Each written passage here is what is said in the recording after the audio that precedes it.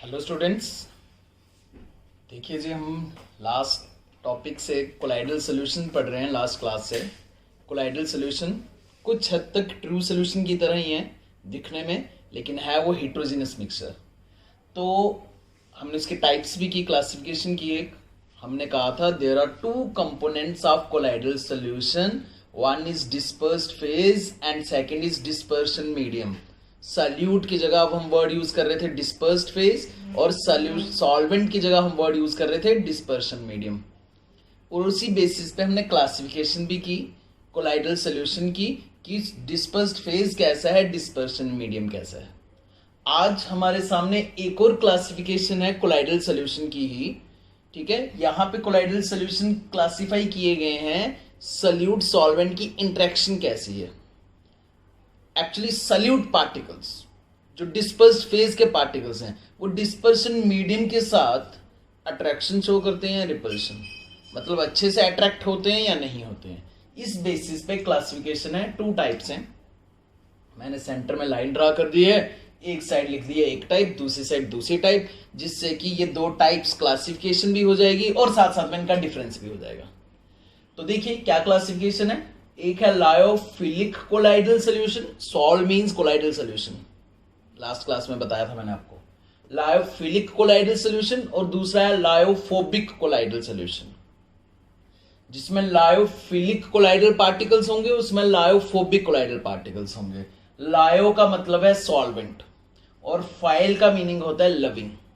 यहां पे जो कोलाइडल पार्टिकल्स होंगे, कोलाइडल पार्टिकल्स जिनका साइज 1 नैनोमीटर टू 1000 नैनोमीटर है, वो colloidal particles solvent loving particles हैं, सॉल्वेंट को लाइक करते हैं, सॉल्वेंट को लाइक करते हैं। और यहां पे जो कोलाइडल पार्टिकल्स होंगे, लायो मींस सॉल्वेंट, फोबिक मतलब फोबिया, उनको सॉल्वेंट का फोबिया है, उनको सॉल्वेंट का डर है, वो सॉल्वेंट से दूर दूर भागते हैं, हेट करते हैं उससे, वो सॉल्वेंट से दूर भागते हैं, लायोफोबिक पार्टिकल्स। अब पहले क्वेश्चन ये राइज होता है ऐसे कैसे, इससे पॉइंट सीधे रट्टा नहीं मारने हैं, समझ के कीजिए। मान लो मैं वाटर की ही एग्जांपल ले लेता हूं। वाटर डिस्पर्शन मीडियम है, वाटर इज यूनिवर्सल सॉल्वेंट। मान लीजिए वाटर ही डिस्पर्शन मीडियम है, वाटर ही सॉल्वेंट है, तो कैसे हम क्लासिफाई करेंगे इसे। वाटर सब जानते हैं, वाटर यूनिवर्सल सॉल्वेंट क्यों है, क्योंकि वो पोलर है। वाटर में पॉजिटिव एंड भी है, वाटर में नेगेटिव एंड भी है, H पॉजिटिव O नेगेटिव। अगर वाटर में कोई नेगेटिव पार्टिकल्स डाल दो, नेगेटिव चार्ज के पार्टिकल्स डाल दो, तो वाटर का पॉजिटिव उसके साथ अट्रैक्शन करेगा। अगर वाटर में कोई पॉजिटिव चार्ज के पार्टिकल्स डाल दो, तो वाटर का नेगेटिव एंड उसके साथ अट्रैक्शन करेगा। वाटर में ग्लूकोज टाइप के कोई न्यूट्रल मॉलिक्यूल्स डाल दो, तो वो हाइड्रोजन बॉन्डिंग से, डाइपोल डाइपोल इंटरेक्शन से आपस में अट्रैक्शन करेंगे। मतलब कोई भी चीजें उसमें मिक्स हो सकती हैं। लेकिन सोचिए जरा, अगर हमने वाटर में एक ऐसी चीज डाल दी ना जिसमें पॉजिटिव एंड है ना जिसमें नेगेटिव एंड है, ना उसमें डाइपोल है, ना वो आयन्स बनाता है, मतलब कोई पॉजिटिव नेगेटिव एंड है ही नहीं, तो वो वाटर में कैसे मिक्स होगा। जैसे क्या वाटर में ऑयल मिक्स हो सकता है? होने के लिए तो सब कुछ हो सकता है, लेकिन क्या वाटर में ऑयल इजीली मिक्स हो सकता है? वो तो ऊपर अपनी अलग ही लेयर बनाएगा। क्यों? क्योंकि ऑयल में कोई भी ऐसे पॉजिटिव नेगेटिव एंड नहीं है, क्योंकि ऑयल कोई भी ऐसे आयन्स नहीं बनाता, ना कोई हाइड्रोजन बॉन्डिंग शो करता है, इसलिए ऑयल वाटर में मिक्स नहीं होते। ऐसा ही कुछ यहां पे होगा। जबकि यहां पे क्या होगा, आयन्स नहीं बना रहे होंगे, लेकिन तब भी कोई ना कोई positive negative attraction, dipole dipole interaction वगैरह कुछ ना कुछ तो होगी, कुछ ना कुछ हो। यहां पे मैक्सिमम एग्जांपल्स ही ऑर्गेनिक कंपाउंड्स की आती हैं। ऑर्गेनिक बड़े साइज के मॉलिक्यूल्स जिनका साइज 1 नैनोमीटर से बड़ा बड़ा है, proteins, starch, cellulose, gelatin, ice creams में होता है जो जेलेटिन, वो वाटर के साथ अट्रैक्शंस, क्योंकि उनकी वाटर के साथ इंटरेक्शन, डाइपोल डाइपोल इंटरेक्शन या हाइड्रोजन बॉन्डिंग टाइप की इंटरेक्शंस हैं, वो मिक्स हो जाते हैं। लेकिन यहां पे क्या एग्जांपल होंगी बच्चों, ठीक है, जिनके ऊपर कोई चार्ज नहीं है। जैसे गोल्ड के पार्टिकल्स, गोल्ड पे कोई चार्ज नहीं है, तो उनको सॉल्वेंट में या वाटर में या किसी भी सॉल्वेंट में मिक्स करना मुश्किल है।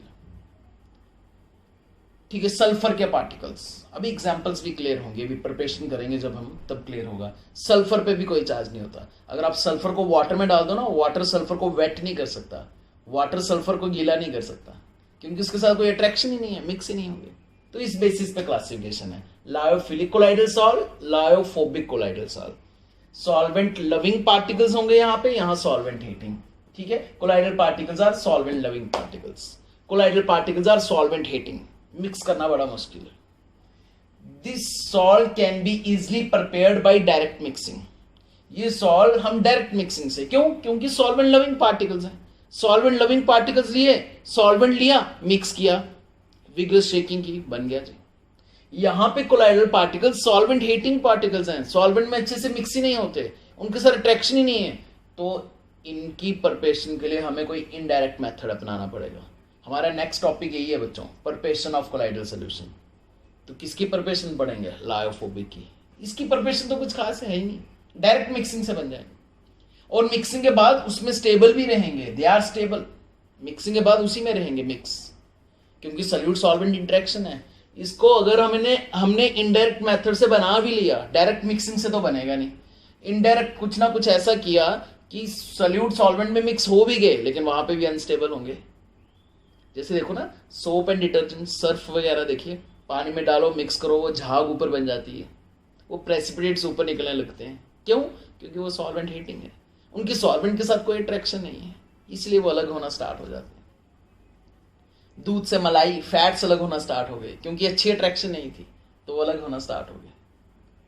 ठीक है, अनस्टेबल, मिक्स होके नहीं रहेंगे, बाहर निकलने की कोशिश करेंगे। ठीक है, जब डिस्पर्सन मीडियम से डिस्पर्स्ड फेज अलग होने लगता है, जब मिल्क से मलाई अलग होने लगती है, उसे कहते हैं कोगुलेशन। ये भी आगे एक टॉपिक है।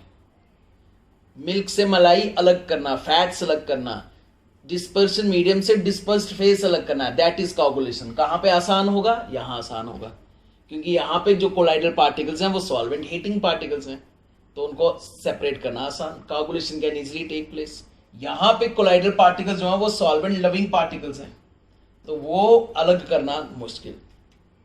प्रोटीन वाटर अलग करना मुश्किल, जेलेटिन वाटर अलग करना मुश्किल। Coagulation can not easily take place, नामुमकिन नहीं है, मुश्किल है।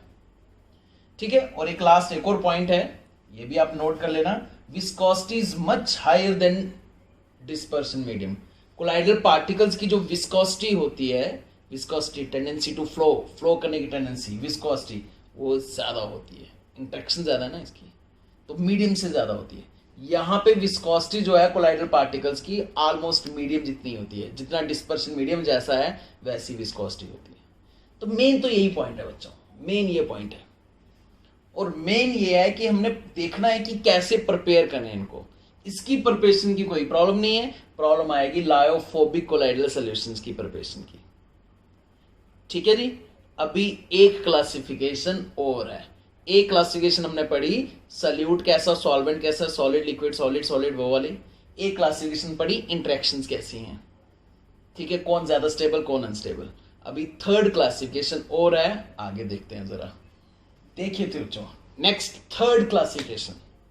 Third classification, classification on the basis of type of dispersed phase. अब कोलाइडल पार्टिकल कैसा है, ठीक है, सिर्फ उस पर कोई इंटरेक्शन वगैरह कुछ नहीं देखनी है। अब देखना है कोलाइडल पार्टिकल कैसा है। ठीक है, इसकी भी एक सिंपल सी क्लासिफिकेशन है, 3 टाइप्स हैं, मैंने लिख लिया यहाँ पे। एक है मल्टी मॉलिक्यूलर कोलाइड, नाम से ही, इनके वर्ड के मीनिंग से ही समझ जाओगे आप, मल्टी मॉलिक्यूलर कोलाइड। दूसरा मैक्रो मॉलिक्यूलर कोलाइड, और तीसरा एसोसिएटेड कोलाइड। एक एक करके डिस्कस करते हैं। ठीक है, बाकी इनकी थ्योरी तो लिखी हुई है, जो स्टडी मटेरियल मैंने आपको सेंड किया हुआ है।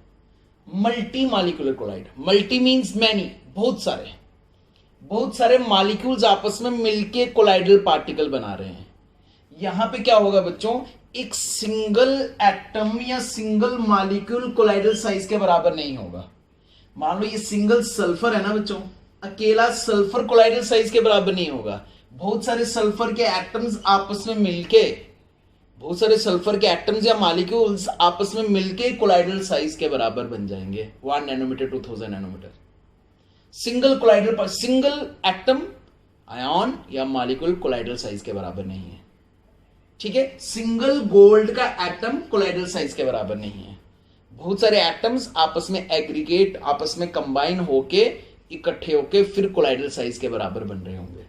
सिंगल वाटर का वेपर, वाटर का मॉलिक्यूल कोलाइडल साइज के बराबर नहीं है, लेकिन क्लाउड्स में जब वो बहुत सारे आपस में कंबाइन हो रहे हैं हाइड्रोजन बॉन्डिंग से, फिर वो कोलाइडल साइज के बराबर, that is 1 nanometre to 1000 nanometre बन रहे हैं।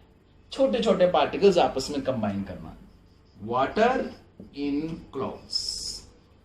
एग्जाम्पल से ही समझिए, ठीक है। मैक्रोमॉलिक्यूलर कोलाइड, मैक्रो का मीनिंग होता है बच्चों लार्ज, बड़ा।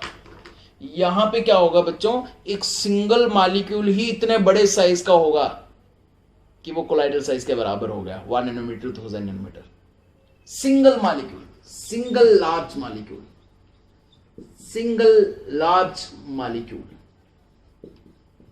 इसमें बहुत सारे मॉलिक्यूल्स कंबाइन होके कोलाइडल साइज बना रहे हैं। यहां पे एक ही अकेला मॉलिक्यूल, अकेला प्रोटीन का मॉलिक्यूल कोलाइडल साइज के बराबर होता है बच्चों। अकेला फैट का molecule, single molecule colloidal size के बराबर होता है, ठीक है। अकेला स्टार्च का मॉलिक्यूल कोलाइडल साइज के बराबर होता है। सिंगल मॉलिक्यूल, छोटे छोटे एटम्स या मॉलिक्यूल्स मिलकर कोलाइडल साइज बना रहे हैं। बहुत सारे यहां पे सिंगल मॉलिक्यूल, अकेला मॉलिक्यूल ही कोलाइडल साइज के बराबर, 1 नैनोमीटर टू 1000 नैनोमीटर। और ये लास्ट टाइप देखिए बच्चों, एसोसिएटेड कोलाइड। इसे हमने आगे भी यूनिट के एंड में भी अच्छे से डिस्कस करना है।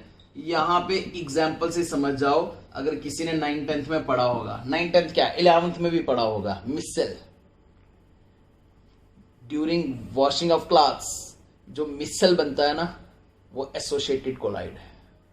इसमें क्या होगा बच्चों, कुछ ऐसे मॉलिक्यूल्स वाटर में, सॉल्वेंट में डालने हैं। जब वो कम क्वांटिटी में है ना, जब वो कम क्वांटिटी में है, वो सिंपल आयन्स है। When they are in less amount, they are generally electrolyte ions. लेकिन जब वो आप एक्सेस में डालोगे, ज्यादा एक्सेस में डालोगे, तो वो फिर इस तरह से एसोसिएट होना स्टार्ट हो जाते हैं। इस तरह से कुछ मिसल बनना स्टार्ट हो जाता है, जिसे हम आगे डिस्कस करेंगे अच्छे से। Washing action of soap and detergent भी है हमारे इसी सिलेबस में, इसी यूनिट में, ठीक है। तो सिंपल फिलहाल यही ध्यान रखिए कि मिसल होता है जो हमें 9th 10th में पढ़ाया गया था, लेकिन हम भूल गए हैं। 11th में पढ़ाया गया था, 11th तो हमने पढ़ी ही नहीं, ठीक है। तो पढ़ लेंगे अभी यूनिट के एंड में। तो एक सिंपल सी क्लासिफिकेशन ये भी है कि डिस्पर्स्ड फेज कैसा है, ठीक है। डिस्पर्स्ड फेज, छोटे छोटे पार्टिकल्स बहुत सारे मिलके कोलाइडल साइज बना रहे हैं। मल्टी मॉलिक्यूलर, नाम से पता चलेगा, एक अकेला सिंगल मॉलिक्यूल ही कोलाइडल साइज के बराबर है, मैक्रो मॉलिक्यूल। और यहां पे एसोसिएटेड कोलाइड, मिसल। वैसे अगर कम क्वांटिटी में डालोगे सॉल्वेंट में, तो वो सिंपल इलेक्ट्रोलाइट, सिंपल आयन्स हैं। लेकिन ज्यादा कंसंट्रेशन बढ़ा दोगे सोप एंड डिटर्जेंट की वाटर में, तो वो वहां से डर्ट खींचना स्टार्ट कर जाएंगे। ये डर्ट इस तरह से खींची जाती है। तो washing action of soap and detergent में भी बच्चों कोलाइडल पार्टिकल्स ही बनते हैं, ठीक है। और वही कोलाइडल पार्टिकल्स नदियों नालों में जाते हैं और वाटर पोल्यूशन क्रिएट करते हैं। उसको हम वॉशिंग एक्शन में पढ़ेंगे, अभी फिलहाल के लिए छोड़ दीजिए, ठीक है। और जल्दी से एक लास्ट क्लासिफिकेशन और कर लीजिए, classification based on dispersion medium. Classification based on dispersion medium. अब सिर्फ डिस्पर्शन मीडियम कैसा है, उस बेसिस पे क्लासिफिकेशन। सिंपल है, इसमें भी कुछ खास नहीं है। ये पूरा यूनिट ही सिंपल है बच्चों, कोई अलग से क्वेश्चंस प्रैक्टिस नहीं करने, नथिंग। ये जो थ्योरी पढ़ते जा रहे हो, ये जो मैं समझाते जा रहा हूं, बस वही समझिए। स्टडी मटेरियल से रीडिंग करनी होगी, करिए, बस अलग से कोई क्वेश्चन करने की जरूरत नहीं। इस यूनिट के लिए सिर्फ बोल रहा हूं। Hydrosol, first type hydrosol. Dispersion medium, solvent कैसा है, हाइड्रो। सॉल्वेंट कैसा है, water. In which dispersion medium is water, बस simple. Second type alcosol. Dispersion medium, disperse phase जो मर्जी हो, सल्यूट जो मर्जी हो, आपको सिर्फ डिस्पर्शन मीडियम देखना है। बताओ जी, dispersion medium alcohol. Simple classification है ना, बिल्कुल सिंपल सी। Third type बेंजोसॉल।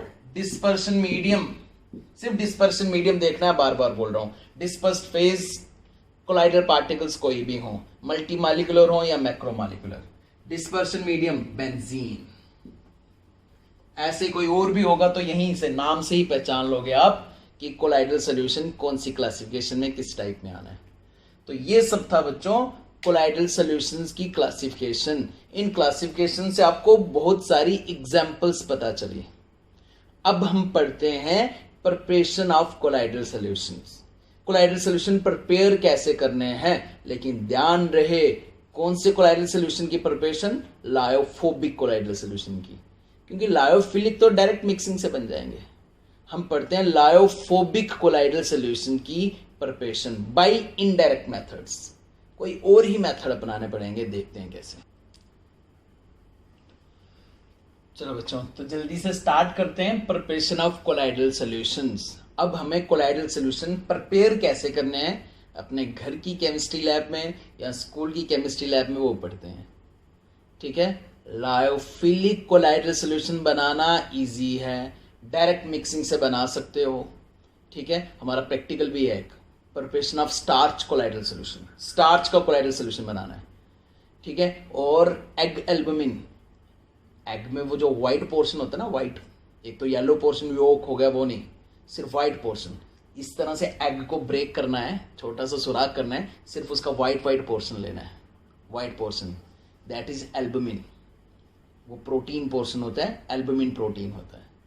ठीक है, उसे वाटर में डालना है, थोड़ा हॉट वाटर में।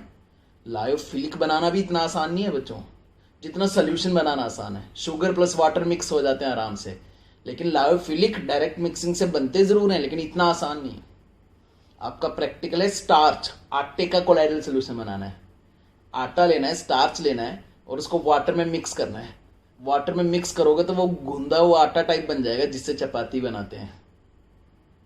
ठीक है, तो प्रैक्टिकल क्या कहता है, प्रैक्टिकल में हमने क्या करना है, वो स्टार्च, थोड़ा सा आटा लेना है, थोड़ा सा स्टार्च लेना है, उसमें पहले सिर्फ 2-3 ड्रॉप्स ही वाटर डालना है, थोड़ा सा वेट करना है उसको, और फिर पीसना है अच्छे से, उसे अच्छे से पीसना है, उसको पेस्ट बनाने के लिए, थिन पेस्ट। फिर हॉट वाटर में, बॉइल्ड वाटर में फिर उस पेस्ट को डालना है और अच्छे से विग्रस शेकिंग मिक्स करना है अच्छे से, और फिल्टर पेपर से पास करना है। जो हैवी पार्टिकल्स, बड़े पार्टिकल्स, सस्पेंशन के पार्टिकल्स होंगे वो तो ऊपर ही रह जाएंगे, नीचे आपको कोलाइडल सोल्यूशन मिलेगा स्टार्च का।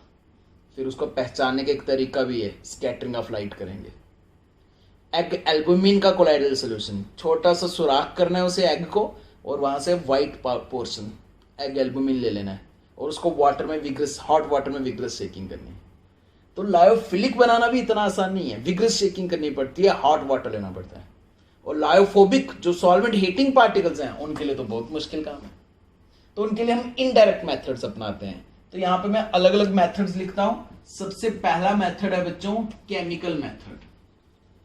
सबसे पहले हम केमिकल रिएक्शन से कुछ स्पेशल रिएक्शंस करेंगे, उन रिएक्शन से हम लायोफोबिक कोलाइडल सॉल्यूशन बनाएंगे। ये कौन कौन सी रिएक्शंस हैं ये देखो मैं बताता हूं। सबसे पहली रिएक्शन है बाय हाइड्रोलिसिस। हाँ जी, तो फर्स्ट प्रिपरेशन हम केमिकल मेथड से करते हैं बाय हाइड्रोलिसिस, वाटर वाली रिएक्शन करके, वाटर एज अ रिएक्टेंट जहां पे यूज करना है हमने। ठीक है, देखो सिंपल सी प्रिपरेशन है। यहां पे हम लेंगे फेरिक्लोराइड, फेरिक्लोराइड और उसकी कर लेंगे हाइड्रोलिसिस। वाटर रिएक्शन में वाटर हमेशा ऐसे लिखा करो, HOH, आराम से समझ आ जाएगा, HOH। FeCl3 के साथ रिएक्शन की सिंपल एक्सचेंज रिएक्शन हो जाएगी, 3Cl H के साथ निकल जाएंगे और 3Cl नेगेटिव की जगह OH नेगेटिव आ जाएगा, FeOH whole thrice plus 3 times HCl। बन गया जी कोलाइडल सॉल्यूशन। ये है लायोफोबिक कोलाइडल पार्टिकल्स, ये लायोफोबिक पार्टिकल्स। बच्चों अगर आप ferric hydroxide FeOH whole thrice को डायरेक्ट HCl में डालोगे ना, ये कभी मिक्स नहीं होंगे। लायोफोबिक है ना, सॉल्वेंट हीटिंग पार्टिकल्स हैं, कैसे मिक्स होंगे।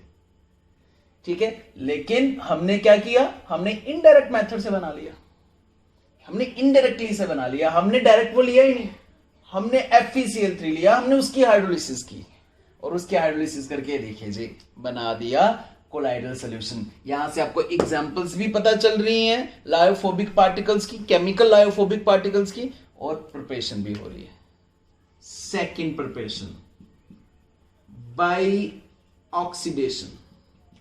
बच्चों आप ऑक्सीडेशन रिएक्शन से भी colloidal solution, lyophobic colloidal solution बना सकते हो इनडायरेक्ट मेथड से। ठीक है, देख लीजिए ऑक्सीडेशन कैसे करनी है हमने। ठीक है, ऑक्सीडेशन में हम क्या करेंगे, हम ले लेंगे जी कोई भी oxidising agent. Highly electronegative elements are oxidising agent. जो भी हाईली इलेक्ट्रोनेगेटिव एलिमेंट्स होते हैं वो ऑक्सीडाइजिंग एजेंट होते हैं। ठीक है, क्लोरीन ले लो, ब्रोमीन ले लो, ऑक्सीजन ले लो, ये ऑक्सीडाइजिंग एजेंट। ठीक है, इसकी रिएक्शन करवाने लगे हम, ऑक्सीडेशन करने लगे हम H2S की। H2S में ऑक्सीडाइजिंग एजेंट डाला, इसकी ऑक्सीडेशन हो गई। खुद ही सोच लीजिए क्या बनेगा, HCl बनेगा। HCl 2 times HCl plus S sulphur, it is lyophobic particle. ये सल्फर लायोफोबिक पार्टिकल है बच्चों। ये भी सल्फर को भी डायरेक्ट किसी सॉल्वेंट में मिक्स नहीं कर सकते, तो हमने क्या किया, इनडायरेक्ट मेथड अपना लिया। हम डायरेक्ट सल्फर लेंगे नहीं, हम ये मल्टी मॉलिक्यूलर कोलाइड लेंगे ही नहीं, हम H2S लेंगे, उसकी ऑक्सीडेशन करवाएंगे, उसमें ऑक्सीडाइजिंग एजेंट डालेंगे तो ये बन जाएगा। थर्ड, जो एक एक एग्जांपल करनी है, बस याद रखनी पड़ेगी, एग्जांपल रिएक्टेंट याद रखने पड़ेंगे। Third, by reduction. बच्चों आप रिडक्शन से भी बना सकते हो लायोफोबिक कोलाइडल पार्टिकल्स। ठीक है, रिडक्शन की एक एग्जांपल बता देते हैं जी आपको। रिडक्शन की एक एग्जांपल है गोल्ड का कोलाइडल सॉल्यूशन बनाना। AuCl3 plus SnCl2, AuCl3 plus SnCl2 के साथ टिन क्लोराइड के साथ रिएक्शन कर दो तो बन जाता है टिन, स्टेनस क्लोराइड का बन जाता है Stenik chloride, gold plus SnCl4। बाकी रहा रिएक्शन बैलेंस का काम। गोल्ड के पार्टिकल्स भी लायोफोबिक कोलाइडल पार्टिकल्स हैं, डायरेक्ट मिक्सिंग से नहीं बनेंगे, तो हमने इनडायरेक्ट मेथड अपना लिया। दिस इज रिडक्शन, ये रिडक्शन रिएक्शन है। Removal of electronegative group is reduction. Decrease in oxygen state is reduction. यहां पे +3 ऑक्सीजन स्टेट है, यहां पे 0 ऑक्सीजन स्टेट है। इलेक्ट्रोकेमिस्ट्री पढ़ा है ना, पढ़ा होगा तो बस उसको अप्लाई करना है। ठीक है जी। Last, fourth, by double decomposition. Double decomposition से भी आप बना सकते हो lyophobic colloidal particles. Double decomposition करनी है, आप लीजिए arsenic oxide AS2O3, arsenic oxide, ये 3 यहां से आया हुआ है, 2 यहां से आया हुआ है। फॉर्मूले बनाना आते हैं ना, नहीं आते तो वही ऑक्सीजन स्टेट फिर से रिपीट कर लो। 11th क्लास रिपीट करने के लिए नहीं कह रहा, अब पहुंच गए हो 12th में तो 12th को ही अच्छे से पढ़ लो। 12th में ही हर एक यूनिट में मैंने 11th क्लास रिपीट करवाई हुई है, रिवाइज करवाई हुई है, ऐसे हम आगे नहीं बढ़ रहे। और जैसे जैसे स्टेप बाय स्टेप बढ़ते रहेंगे हम, तो आप देखोगे सेकंड बुक में भी यही चीज होगी, यही सारी चीजें यूज होंगी। कैसे फॉर्मूला बनाना है वो तो ऑक्सीजन स्टेट से बनाना आता ही है। Arsenic oxide plus H2S gives us double decomposition हो जाएगी। ये भी यहां से ब्रेक हो जाएगा, ये यहां से ब्रेक हो जाएगा। ठीक है जी। और बनेगा रिएक्शन बैलेंसिंग, बनेगा AS2S3 आर्सेनिक सल्फाइड और वाटर का colloidal solution. Arsenic sulphide, sulphur की कोई भी चीज वाटर में अच्छे से मिक्स नहीं होती बच्चों, सल्फर की कोई भी चीज वाटर में अच्छे से मिक्स नहीं होती। तो हमने क्या कर लिया, इनडायरेक्ट मेथड से मिक्स कर लिया। हमने आर्सेनिक सल्फाइड लिया ही नहीं, हमने आर्सेनिक ऑक्साइड लिया, H2S गैस ली, आपस में रिएक्ट करवाए, आर्सेनिक सल्फाइड और वाटर का आपको हेटेरोजेनस कोलाइडल सॉल्यूशन मिल गया।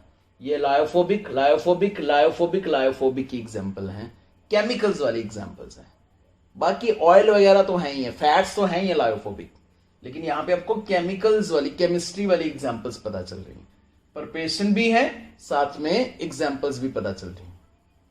तो ये 4 प्रिपरेशंस आपने केमिकल मेथड में लिखनी है। ठीक है, अभी फिलहाल हम बस बनाना सीख रहे हैं, अब इनको स्टेबल भी करना है। बच्चों इनडायरेक्ट मेथड से ये बना भी दिया तो ये कितनी देर तक टिकेंगे, दे आर हाईली अनस्टेबल। मान लो ये वाटर में थोड़ी देर के लिए मिक्स हो भी गया, ये वापस बाहर भागेगा, वापस बाहर भागेगा। तो इसकी स्टेबिलिटी के लिए भी कुछ ना कुछ करेंगे, लेकिन पहले प्रिपरेशन तो सीख लें। पहले प्रिपरेशन लिख लेते हैं, सीख लेते हैं, फिर स्टेबिलिटी के बारे में कुछ करते हैं। ठीक है, आगे देखिए 2 मेथड्स और हैं, ठीक है, जल्दी से उनको देखिए, मैं डायग्राम से वो दोनों मेथड्स आपको समझा देता हूं, ठीक है। थ्योरी बाकी सब आपके स्टडी मटेरियल में है। तो देखिए बच्चों, ये 2 मेथड्स और देखिए, एक एक करके देखना। पहले ये वाला मेथड देख लो, सिंपल सा है, mechanical disintegration method. Mechanically disintegrate, पीसना है अब आपने अपने कोलाइडल सॉल्यूशन को। जैसे भी मैं स्टार्च की एग्जांपल दे रहा था, इसमें क्या करना है आपको, चक्की होती है ना वो जो जेल में पीसने वाली, बस उस चक्की में पीसना है। अब खुद ही सोच लो उसमें क्या क्या चीजें पीस सकते हैं, ऑब्वियस है आटा ही पीसेंगे। इसमें हम यूज करते हैं एक कोलाइडल मिल। क्या यूज करते हैं बच्चों, कोलाइडल मिल, चक्की। ये देखो 2 सर्कुलर प्लेट्स हैं, 2 सर्कुलर मेटेलिक प्लेट्स हैं जो सर्कल में अपोजिट डायरेक्शन में घूम रही हैं। In colloidal mill, there are 2 circular plates which move in opposite direction and crush and mechanically disintegrate suspension particles to colloidal size.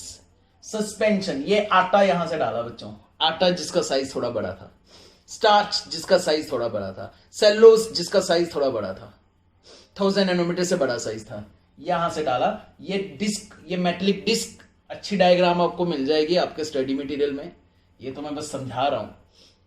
Opposite direction में ये मूव करेंगी और बस पीसते जाएंगे इसको, आटे को, वही चक्की में से, और सस्पेंशन पार्टिकल्स को कोलाइडल साइज के बराबर पहुंचा देंगे। एग्जाम्पल खुद ही सोच लीजिए, यही आटा चावल ही एग्जाम्पल आएंगे इसमें, स्टार्च सेलुलोज एग्जाम्पल्स आएंगे। इसमें आप मेटल वगैरह नहीं पीस सकते, तो मेटल वाला कोलाइडल सोल्यूशन यहां से नहीं बना सकते। अगर आपको मेटल का कोलाइडल सॉल्यूशन बनाना है तो आपको यूज करना पड़ेगा ये electric method, electro disintegration method, electric disintegration method.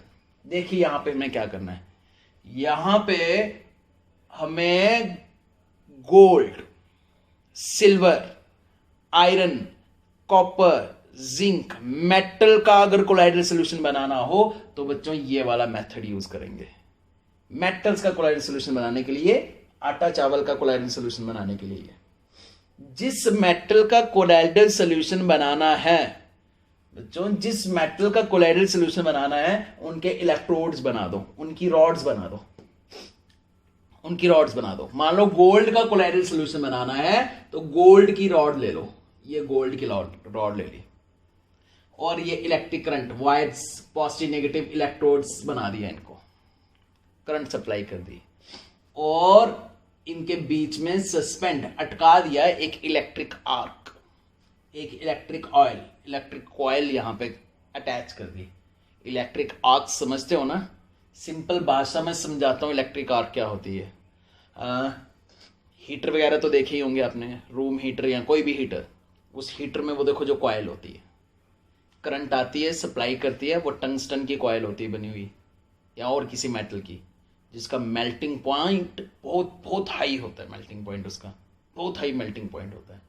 तो उतने हाई मेल्टिंग पॉइंट की वजह से क्या होता है, करंट आ रही है, वो उसे हीट कर रही है, वो रेड हॉट हो जाता है, लेकिन पिघलता नहीं है वो मेटल, वो कॉइल पिघलती नहीं है, तो आपको हीट प्रोड्यूस करती है, हीट प्रोवाइड करती है। ये भी वही है, ये इलेक्ट्रिक आर्क भी है, करंट सप्लाई हो रही है, यहां से current, metals are good conductor of electricity, electricity conduct होगी, इलेक्ट्रिक आर्क तक पहुंचेगी, इलेक्ट्रिक आर्क रेड हॉट होगा, देखो रेड पेन से बनाया मैंने, इलेक्ट्रिक आर्क रेड हॉट होगा, हीट की वजह से ये मेटल के पार्टिकल्स ब्रेक होना स्टार्ट हो जाएंगे, मेल्ट होना स्टार्ट हो जाएंगे।